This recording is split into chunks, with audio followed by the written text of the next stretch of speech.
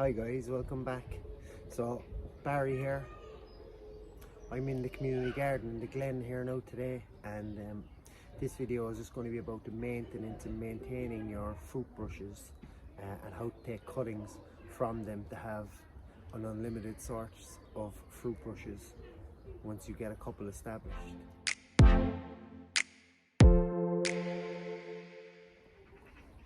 So this has been a neglected part of our garden for the last few years. So we have a number of fruit bushes around here. We have a few currant bushes here around me. We've got some blueberries at the back. We've got some loganberries. They're a vine, a briar growing along the fence line. We also have a few gooseberries growing here as well. We did here, we cleared out all the shrubs, all the weeds, everything growing here. We marked out around the beds and we put down a wood chip mulch directly onto the soil. We put cardboard underneath in some place where the paths were, and then we mulched around the fruit bushes. We used some homemade compost, and on top of that we used some bark mulch. This will be great as well. Not only will it keep your feet clean, but also as the wood chip and the bark mulch breaks down, it'll in turn feed the fruit bushes. You can see behind me here now, it's still a bit overgrown. There's maybe 8 or 9 fruit bushes back there that are going to be trimmed, maintained and extended. We'll also plant some fruit trees in the background, so we'll have multiple layers of growth here. This is also a very shady spot, so it doesn't get a whole lot of sun. It gets some, but not a whole lot. It's a great place to grow fruit, as a lot of other vegetables may not thrive in shady conditions. So what I'm going to do now, I'm going to take a lot of cuttings here and use these cuttings next year to plant in, and use it as nursery stock, that I can take more cuttings in the future from them and have an unlimited supply of fruit, and then that can be distributed to other community gardens and to people within the community, and we can have a massive stock of fruit. So taking fruit cuttings is really simple. You don't need any special tools or anything like that. Rooting hormone is completely optional. You just need to have your secateurs, and that'll be pretty much it. We'll just take a clean pair of secateurs and we're just going to cut it below bud. Ideally as well, you want to use last year's growth for the cutting to have more success. On plants like this, they'll benefit from the trim as well. So we'll just take a cutting, just trim it at an angle to create as much surface area as possible. That allows a lot of water to be absorbed back into the cutting when it's put into the growing medium. So I'm going to go ahead now, take a few cuttings, and then we'll go down to the potting bench and have a look.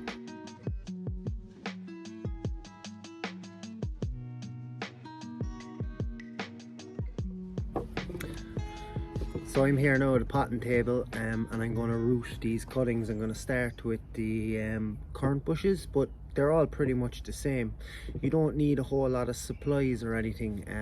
I do have one good proper sharp secateurs that I keep just for cuttings. As for the medium I'm going to transplant these or put these into, I'm using homemade compost mixed with horticultural gravel. It's just a 1-to-1 mix, but you can pretty much use anything apart from like a heavy clay soil. So the mix that you use has to be free draining, so no massive amounts of water will hold in the pot. So something that when you water it, the water will drain through. I have in the past, I just use straight horticultural gravel as well, which is great for rooting. So that's the horticultural gravel. We do that now especially for rose cuttings. If we take rose cuttings, put 4 or 5 of them into a pot like this, and the water will grow through. There's lots of space then for the roots to grow through the horticultural gravel.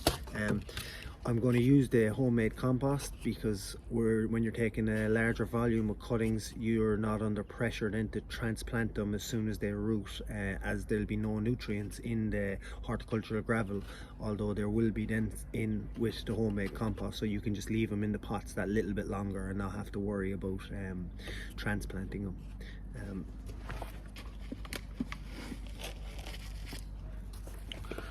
So you don't need one pot or any particular pot size per cutting. You can put 4 or 5 cuttings easily into a pot this size. When you take your cuttings as well, you want to transplant them as soon as possible. Ideally as well on a damper or a wetter day is better for taking the cuttings because they'll retain a lot of moisture. So you don't want the cuttings to dry out. If you were somewhere, like I'm often out places, and I always keep a Ziploc and a secateurs, a Ziploc bag and a secateurs in the car, in case I do take cuttings, then I just take the cuttings, stick them into the Ziploc bag, and that retains the moisture.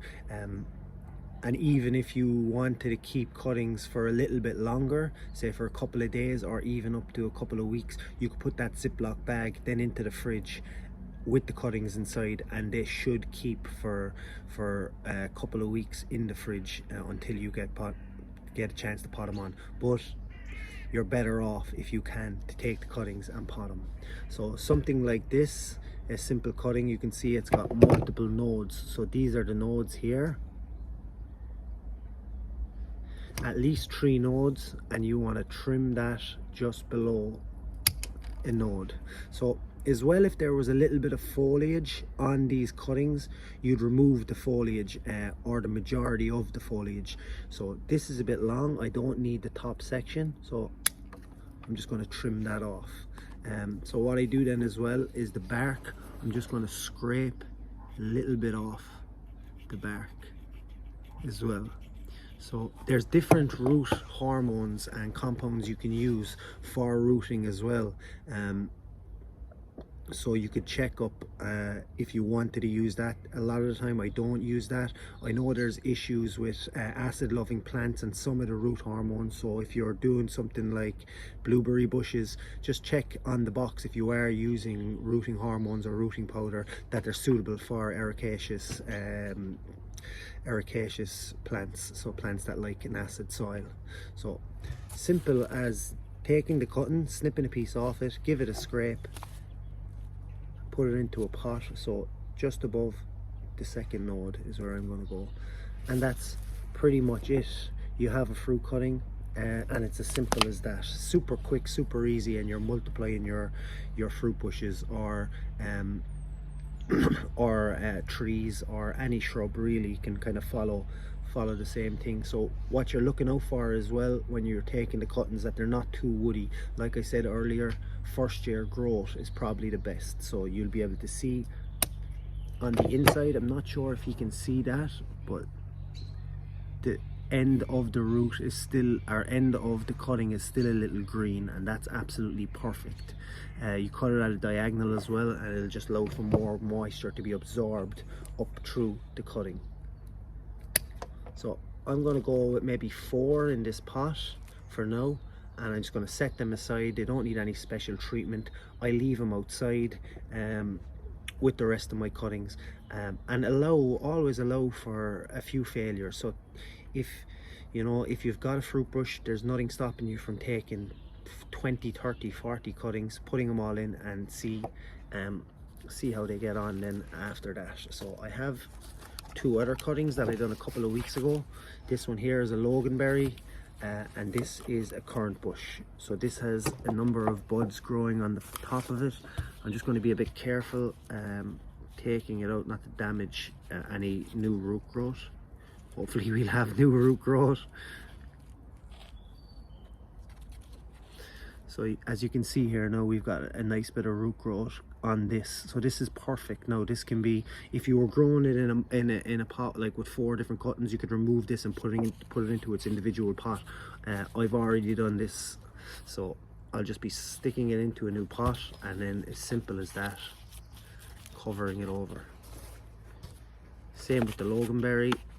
I left some of the foliage on this. I trimmed off a lot of the foliage when I took the cutting, and I can see it's developing new foliage here at the end, and I can just see, if you can see in the video, get it to focus here, the roots are coming out. As this is a briar as well, these loganberries are very easy to root. So I find with